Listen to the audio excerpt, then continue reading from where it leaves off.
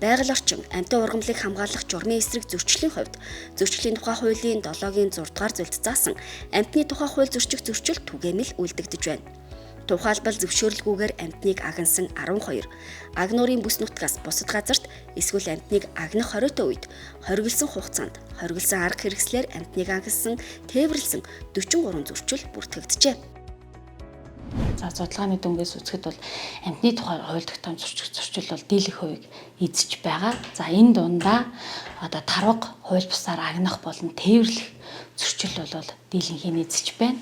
Хүнсэндээ хэрэглэх зорилгоор бол иргэдээс агнж байгаа боловч за мөн бусад аймгийн нутаг дэвсгэрээс бол тээвэрлэх энэ зөрчил бол маш их нэмэгдэж байгаа сүүлийн жилүүдэд. Тиймээс жолооч нарт хандаж хэлэхэд аливаа хот хооронд зорчихтой бусдаас дайвар ачаа авахтаа шалгаж авч явах нь зүйтэй байна. Тэгэхгүй учраас зөрчлийн холбогдогч болж байна. Дээрээс нь тухайн тарганы экологийн эдийн засгийн үнэлгээг төлөх эрсдэл үүсэж байна. Дээр нь нэмээд хэлэхэд тухайн тээврийн хэрэгслийг улсын орлого болгох ийм хэмжээний эрсдэлтэй байгаа учраас та бүхэнд бол анхааруулж байна.